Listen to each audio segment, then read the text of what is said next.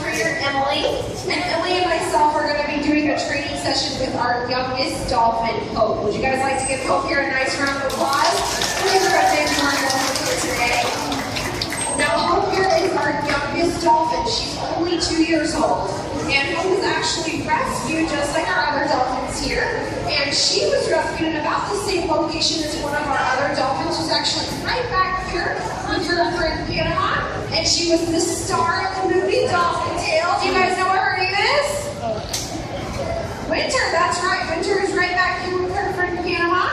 So anytime you guys want to see Winter throughout the day, she's always right here at the Winter Zone. We have 3 dolphins that live here at the Winter Zone. They're all females, Panama, Winter, and Hope. And so if Winter is not right out front here in our main pool, she's going to be in one of the 2 back pools at all times. Now, Hope here was rescued in about the same location as Winter. It's about 3 hours away from here near the Cape Canaveral area of Florida. And they were both rescued in a lagoon-type setting. Winter was rescued in Mosquito Lagoon, and Hope was rescued in Indian River Lagoon. And they were rescued at about the same age, about 2 to 3 months old. They were both estimated to be at the time of their rescue. Now, Hope here, as I mentioned before, is the youngest dolphin. So Winter is about 7 years old now, and Hope is 2 years old. And if you take a look at Hope right here, you can see that she still has her tail. So she's not missing her tail like Winter is. And looking at her, she looks pretty healthy, doesn't she? She looks pretty good. You look good? So she doesn't look like there's really physically anything different about her than any other dolphin. However, Hope is missing something that was very important, and that was her mother. So unfortunately, Hope lost her mother. She was swimming around in the lagoon. She was trying to nurse from her mom, but her mother had passed away. And dolphins are mammals. They do nurse from their moms. They'll stay with mom from about 1 to 3 years of age. And what they'll do is they'll actually, if I can get Hope to open up her mouth, you can see her tongue right here. And they can curl up their tongue, and she's actually kind of sucking right there. What they do is they will make that sucking motion with their tongue, and it creates a funnel. And they will nurse from their moms while they're swimming in the water. So it's kind of like fast food for dolphins. So they're very adapted to their environment. And Hope over here didn't have her mom to teach her how to be a wild dolphin out there. And so as humans, Emily and I cannot teach Hope how to be a wild dolphin. We can't teach her how to survive on her own out there in the wild. There's way too many variables. There's so many different things out there that there's no way that we can prepare her. However, we can teach her lots of other fun things here at the aquarium. So you're going to notice Emily and I are going to be moving Hope back and forth throughout the training session. You'll also notice that Emily has some fun toys over there for her to play with. She is a young animal. She does have a short attention span. So we need to make sure that whenever we're doing training sessions with her, that we're giving her short breaks throughout the session, that we're also trying to set her up for success. So we want our animals to be as successful as possible, just like we want to be successful whenever we're working with them during your training sessions. So how many of you guys out there have a pet at home? Does anybody have a dog or a puppy? Anybody have a dog or a puppy? All right, cool. So if you guys have a dog at home and you're working on some training with your dog, maybe you teach your dog how to sit. Does anybody have a dog that knows how to sit? All right, cool. So if you have a dog that knows how to sit, you might say to them, good dog, right? They sit down. Well, Hope over here can't really understand my voice. However, she can understand this little necklace that I have. You guys know what this is? It's a whistle, that's right. And what the dolphin will do is they'll listen for that whistle. And then whenever they hear it, they know that they're supposed to stop what they're doing and come back. Is that right? That's not very polite. So they know that they're supposed to come back whenever they hear that whistle, right? And we use that because they hear it at a much higher frequency than people do. And so even if Hope is way out in the middle of the pool or she's under the water, she can hear that whistle and she knows to come back. Now why don't we watch as Emily and Hope interact with each other? And I want you to pay close attention to what Emily has in her hand right there.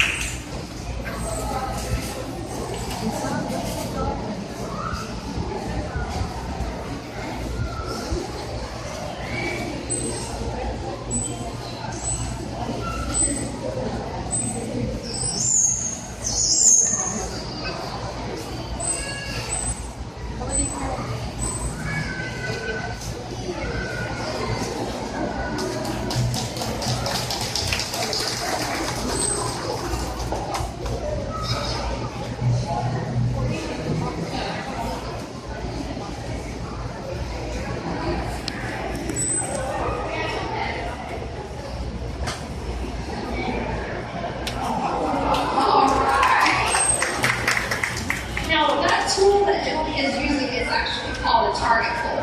And it's just basically a piece of PVC piping, and then on the end you have a buoy. And the dolphins are trained to respond to the target pull and follow it and touch it. So as you can see, once they're trained to use that target pull, you can start moving that target pull around in different ways, and you can train the animal to do different behaviors by using that target. So did you guys see how she was kind of spinning that target pull around and Hope was following it? Well, that's how you would train her to spin. So then you saw her use her hands. So what you would do is you would use that target pull, and then you would give her the hand signal, and then eventually you would just fade the target pull out completely. You just wouldn't even use the target pull anymore and just focus on your hands. And that's how we pair different behaviors with our hands. That's how the dolphins can understand which behavior goes with which hand signal. And it's not always that easy. Sometimes you have to get really creative with your hand signals. And sometimes you really have to focus on the animal and make sure that they're paying attention and moving in the direction that they're supposed to move. Now, besides using the target pull, we can also use our hands. Just having the dolphin pull, we're going to touch our hand, we move our hand in the water, they usually will follow our hand. And that's really important too. The reason why the target pull is so useful is because with a person's arm, you can't really reach very far out. I couldn't reach all the way out to the middle of the pool. But if I had a really long target pull, I could. And I could drive the animal to the middle of the pool if I wanted them to do a behavior in that location. A big part of training is actually asking the animal for different behaviors from all different locations around the pool. That's part of what Emily and I are doing. So I've been standing over here. If I could stand over here for a second. Should follow me. She should go to where I am. And then I can also ask her for that same behavior over here.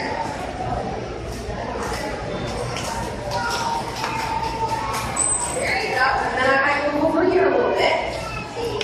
And again, she should follow me wherever I go. She should go. Right? Yes? No? Okay.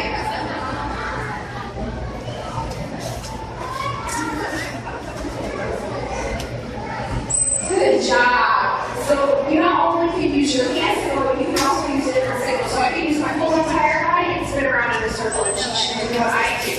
Now you might be wondering what Emily is using right there, and that's a type of reinforcement. So you might be wondering why she's using a squirt gun. And that's because Hope really likes the squirt gun. She really likes it, she thinks it's really fun, she thinks it's really cool. She likes to be sprayed with the squirt gun. So you know what? We said, all right, if that's what you want, then that's what you're going to get. We'll use that with you. So during her training sessions, we may not always give her fish. We may instead choose to use the squirt gun with her because she likes the feeling of it. She likes to catch the water in her mouth. She's not drinking the water because it is salt water, and dolphins do not drink salt water. They actually get all of their hydration from their fish. They get it from their food. So dolphins don't drink fresh water. They don't drink salt water. They get it all from their fish. But Hope really, really likes to play in the water. She likes it whenever we play with the squirt guns or the water hose again. She'll go crazy for the water hose. That's a whole other story. But with Hope, what we do is we want to reinforce her for those behaviors. So dolphins are just very different from each other. You have some dolphins that really like toys. They like to play with new and different toys. If you put a new object in the water, they'll stare at it forever. They might push it around and they might think that that's really cool. Well, for Hope over here, she likes to play with the squirt gun. For Panama, our dolphin in the back, she's more of a tactile animal. And that means that she enjoys being touched. She likes being pet and rubbed. She enjoys her little dolphin massages. That's something that Panama likes. So that's something that we do with our animals. It's really important that you figure out what your animal finds reinforcing. Because sometimes you might think that you know what the animal will like, but they don't really care about it. So you have to make sure that you're figuring out something that they find really rewarding and really, really reinforcing. So Hope over here is very smart. She's doing a really good job. And so I'm just going to continue to ask her for a couple of things while she's over here. And I'm going to try to get her moving a little bit so we can get a little bit of exercise. Exercise is really important.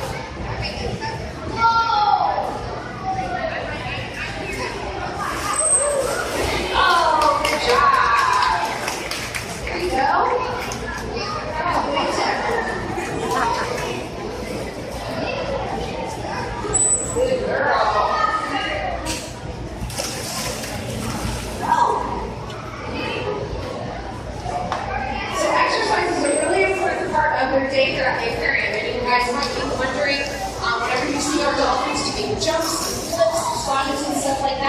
they ask us, why do you train them to do that?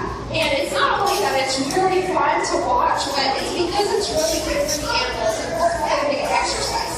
Because dolphins out in the wild are constantly swimming. They are moving all the time because they always have to worry about where their next meal is going to come from. So they're hunters. They always have to be able to look out for their prey and for their food.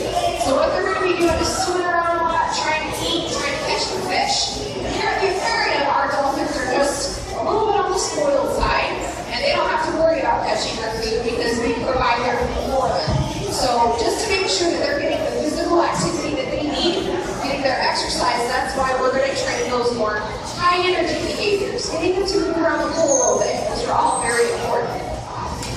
Now, hope over here is going to continue to have some fun with Emily. I do want to let you guys know that we have another facility, and it's in downtown Clearwater. It's called Winter's Dolphin Tail Adventure. So how many of you guys out there saw the movie Dolphin Tail? All right, awesome. So if you did see the movie Dolphin Tail and you enjoyed it, I encourage you, or even if you didn't see the movie, it's still a good place to check out. Winter's Dolphin Tail Adventure has a hurricane experience there. They have a lot of fun movie props and rebuilt scenes from the movie Dolphin Tail. So I encourage you guys to check that out before you leave the Clearwater area today. And if you have any questions about help or the other animals, feel free to ask. We are a nonprofit organization, so without all of you, we wouldn't be here. We wouldn't be able to do what we do. So we thank you guys so much for coming out to visit us today. And we hope you enjoy the rest of your time with us at Clearwater Marine Aquarium. Have a great day, everybody.